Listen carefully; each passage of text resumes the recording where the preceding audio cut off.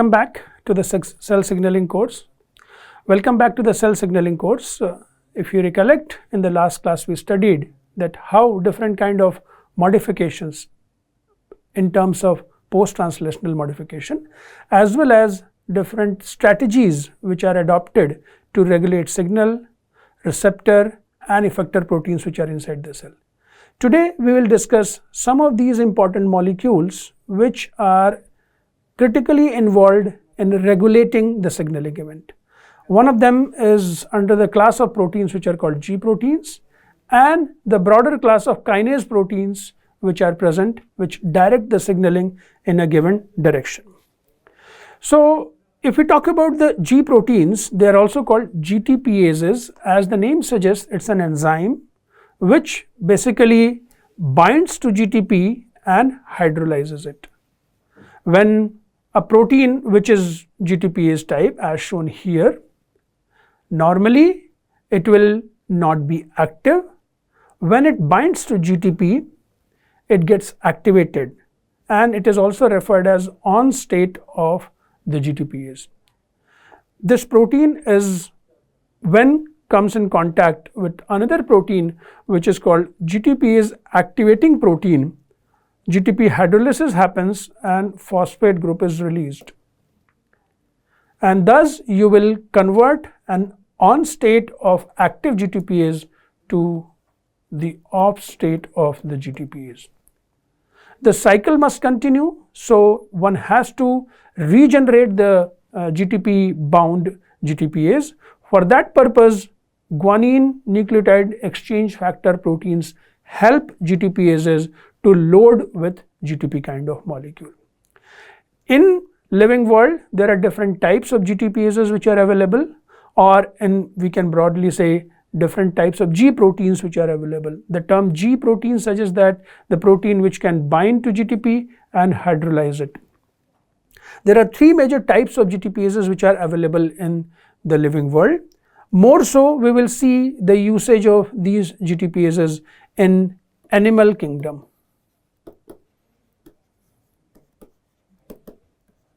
So first of these class of GTPases is called small GTPases. Small refers to their size, which is around 25 kilodalton. They are involved in multiple aspects of cellular physiology, like the ones which are maintained here, CDC42, RAC and Rho. They are important for cytoskeletal reorganization. RAS is one GTPase which is important for signaling and gives the proliferation cues. Then there is a family of GTPases which is called large GTPases. As the name suggests, against the small GTPases, they have bigger size of the protein, which is around 60 kilodalton and above. Then we have heterotrimeric GTPase protein, where three subunits come together, alpha, beta, gamma. They come together and constitute this heterotrimeric G protein complex. Let's understand them one by one. So the small GTPases which are there, they are single polypeptide GTP binding and hydrolyzing protein. They often serve as effector molecule in a signaling event. I mentioned that RAC, Rho and CDC42, they regulate the cytoskeletal dynamics and mediate the movement which is associated with cytoskeletal dynamics as well as the cellular migration. RAS GTPase, which is a very important molecule, it is involved in growth signaling and thus can affect the tumor formation or tumorigenic transformation. You have another class of you have more of small GTPases which are involved in many different activities, like RAB GTPases. They are involved in vesicular transport. There are RAN GTPases which are involved in the nucleocytoplasmic transport. If you look at the structure of the RAS GTPase, it is obviously a multimeric structure, polypeptide, which is capable of binding to the GTP and hydrolyzing. So as I mentioned in the previous slide, that GTP bound RAS or GTP bound GTPase, that is active. So sometimes the defect which can come in GTPase activity or GTP binding ability can lead to a disease situation. The other important type of GTPase which is involved integrally in the signaling is GTPase of heterotrimeric class, where three subunits alpha, beta and gamma, they come together to form the functional molecule. So like small GTPases, they were a single polypeptide. Here there are three distinct polypeptides.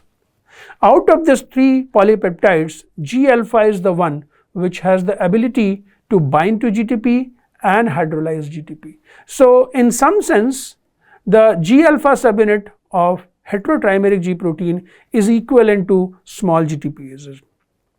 Normally, these GTPases are membrane bound. Alpha subunit is tethered to the membrane and gamma subunit is tethered to the membrane. When in absence of any signal, these three members remain together and do not signal. When there is a signal, these heterotrimeric class of GTPases, they often work with the 7 transmembrane type of receptor we discussed earlier. So when the ligand binds here, the signal is activated and you see separation of alpha subunit from beta gamma subunit. Now this G alpha subunit in association with receptor continues to signal and mediate the processes which it is supposed to help. The third class of GTPases is large GTPases. They are not that significantly involved in the signaling process as when you compare with small GTPases or heterotrimeric GTPases. So these large GTPases, as mentioned a little earlier, they are single polypeptide of more than 60 kilodalton in size. They are involved in several of subcellular functions as other GTPases are involved. One of the family of large GTPases, which is dynamin, this is involved in membrane fission. So the process of endocytosis, where a membrane undergoes invagination and eventually from here there is a very strong pit formation, and this is where the dynamin GTPases work. What they will eventually do as a result of the signal activity of the large GTPase, you will have a vesicle which would have come out of the membrane. So these GTPases are involved in endocytosis and they are important in context of signaling to stop the signaling in the cessation of the signaling event. How they do that? Remember that receptors are present on the membrane. They bind to the signal and activate a signaling cascade.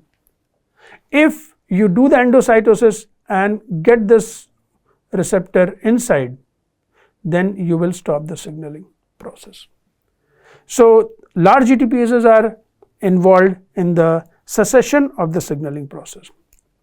The other very important molecule which is involved in regulating the cellular signaling are kinases. I mentioned in one of the previous classes that how post-translational modification of target protein, effector protein, receptor that helps regulate the signaling process. Here, one of the most important and simpler type of modification is mediated by kinases, where they utilize ATP, hydrolyze it to ADP, and the phosphate released over there is transferred to the target protein. So these kinases, they could be soluble or membrane bound. Remember, lot of activity which is going on inside the cell needs this phosphorylation dephosphorylation cycle. If you recollect, in one of the previous class I told that how this phosphorylation dephosphorylation cycle serves to put transient control over the activity or availability of the effector molecule or signaling molecule. So these kinases have very specific kinase activity. What I mean by this is that they can be specific for one amino acid or a sugar or a DNA or genetic material or nucleic acid, or these are also specific for some specific components of the membrane, lipid bilayer, phosphoinositides for example. So they utilize this ATP for exerting the control over the functioning of the molecule or interaction of the molecule, and as I mentioned, it is very important to have this dynamic phosphorylation and dephosphorylation cycle so that regulation is exerted on the signaling process. So in general, these are the most abundant type of proteins which are regulating different aspects of the cellular physiology. If you remember very early, we discussed that why do we need signaling? We need signaling for almost every aspect of our living being. Similarly, where do we need these kinases? Almost every aspect of our physiology. Any event which is happening inside the cell definitely is going to have some component of kinase activity. So they are important for all activity, and they are also responsible for proliferation and growth. So when these molecules are very important, if their function is affected, dysregulated here, more often than not they are overactive, then they end up causing the disease-like condition, particularly here in we'll be discussing more about the cancer. There could be a point mutation which will affect the kinase activity of this molecule, and hence it will be incapable of doing the phosphorylation. But when it is hyperactive, it will cause the disease. There could be, since these molecules are very important, particularly the kinases of since these molecules are very important, one can actually target them, their kinase activity. So there are specific inhibitors developed against kinases so that they target them and then basically develop a cure. Now let's see how these kinases work, particularly the ones which are membrane bound. So consider a scenario where there is this receptor which is present on the cell membrane. This has an extracellular domain. We discussed the minimum requirement of a receptor like molecule. So it has a extracellular domain which will bind to signal. Then you have a domain which passes through the plasma membrane, and internally in the cytoplasm you have this domain which is catalytic domain. What I mean by catalytic domain? Basically, since we are discussing here, it is the kinase domain. So normally when there is no need for responding to a signal, these kinases remain inactive by different means of regulation. One other thing which activates them is binding of the ligand or signal. So you see, if the signal which is here or the signal which is here, they can come in different flavors. But if you remember from previous classes, what you need as one of the early steps in the signaling is the dimerization of the receptors. These two receptor molecules could be dimerized by the presence of a signal which has dimeric unit in itself, or which has two sites which can be engaged in binding with receptors. So single signal molecule can bring together two receptor kinases, and once these two receptor kinases come together, their kinase domain is activated. What exactly this activated kinase domain will do? It will phosphorylate probably itself, and whatever next target molecule is there, suppose there is a molecule B, that will be phosphorylated. So in essence, what we end up achieving by this kinase activation of receptor is it phosphorylates multiple more molecule, and sometimes the next target molecule is also a kinase. It could be a soluble kinase. So that next molecule ends up phosphorylating many more molecules. This is how the amplification of signaling happens. So on the left, what you see is the situation where a single signal molecule has two binding sites for the receptors.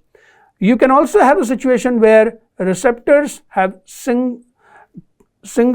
you can also have a situation where signal molecules have single receptor binding site.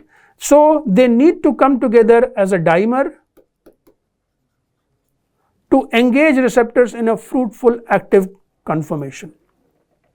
As I said, since this signaling process is activated by action of the kinase domain, this domain becomes very important target for studies. And or how one can reverse, because any signaling cascade which has been initiated must also shut down so that it does not become a problem. So one can have phosphatase activity which takes the signaling in reverse direction, or one can have kinase inhibitors which will stop the activity at the receptor level itself. Even when you have the ligand available, the two receptors, if they come together, their kinase domain is blocked because of the presence of inhibitor. You also remember we discussed the use of receptor to exert the control on the signaling process by regulating either the signal or the receptor. So let's think about this other process which could be affected by this kinase. We are taking example of the same membrane bound receptor kinase. Remember, when we say receptor kinase, kinase is having an activity towards a particular residue. Largely we will discuss the activity towards certain amino acid residues, and we saw that how serine, threonine, tyrosine and histidines are some of the major residues where proteins get phosphorylated. So now think about a scenario where there is a kinase domain mutant, and this mutation renders the kinase hyperactive. What does that mean? So normal scenario, you have a receptor like this. In case of mutation, you have this additional property which is there with the receptor. Now, since it is hyperactive mutant, it would probably not need the ligand. Normally what you saw, that receptor was dimerizing by virtue of the presence of ligand. And in this case, as we saw previously, the ligand happens to have two sites which can be used for engaging the receptor, bringing them together, inducing the dimerization and activity of the kinase, right? But since you have hyperactive kinase, you really don't need the mediation by the signal. So they can perpetually come together, or even they don't need to come together, they can start activating the signaling process. This is a disease situation which is lethal sometimes, because if such a kinase is intrinsically active, it is very difficult to stop its activity. So they can actually cause growth related abnormality and disease. And one of the most common situation where we see such problem is the cancer, where cell starts to grow uncontrollably. So you can think about it that this is a receptor, particularly if it is a growth factor receptor, which promotes the growth. Signaling by this receptor, if promotes the growth, and the receptor is auto-activated mode or it is in hyperactivated mode, then it will continue to give signal to the cell that you keep divide, keep proliferating. Think about a situation where the kinase domain cannot function. Basically it is kinase dead. So normal situation was where you saw the signal coming together with receptor and activating the receptor for signaling. But in case where there is a mutation and the mutant cannot activate the kinase activity. This could also mean by sometimes that they acquire a mutation which does not allow receptor dimerization to happen. Like here you see the signal comes, allows the two receptors to come together, but since the kinase domain activity was inhibited, it really cannot perpetuate the signaling inside. So basically in this situation there is no signaling. Although the receptor seems to be coming together, but the downstream signaling event is not happening because this kinase is not capable of transferring a phosphate group either to itself as first step or to the downstream molecule like we saw in previous case. This is inactive, it cannot transfer to a protein B, this phosphate group. So basically in essence, this mutation did not allow any signaling to happen, and this could also be lethal. Consider a situation where proliferation is required and optimal activity of the receptor is required, but there is a mutation because of which even the optimal activity cannot be achieved. So the amount of proliferation which was desired for survival, even that cannot be met. You can also consider a situation which I explained some time back, is that not necessarily a kinase domain mutant, but a mutation where the two receptor entities cannot come and dimerize. Even that will affect the signaling negatively. Now let's see what we have understood in the class today, that there are different types of GTPases which bind to GTP and hydrolyze it. They could be small, large based on their size, or heterotrimeric depending on how many different types of polypeptides they have. These GTPases, they serve as a molecular switch because in GTP bound state, if I say GT as G protein in GTP bound state, this is on or active. When it goes to G protein in GDP bound state, it is off or inactive. So we understood this, that they serve as a molecular switch, turning on and turning off, and they participate in the signaling process. When we will discuss more different types of signaling, we will see how these GTPases come and become integral part of a signaling which is started by some kinases. The kinases are more importantly functioning through their kinase domain. They phosphorylate the target molecule, they phosphorylate the receptor itself, which allows the dimerization and then receptor activation. Finally, you can have a situation where kinase domain mutants are present. They can alter the activity, they can take the activity up or hyperactive, or they can bring the activity down, which is basically making them inactive. Both these situations are not healthy and can create problem to the system for survival. So molecules which are important for binding to these ATP and GTP and generating the energy and release of phosphate, they play a very important role in modulating the signaling. Thank you.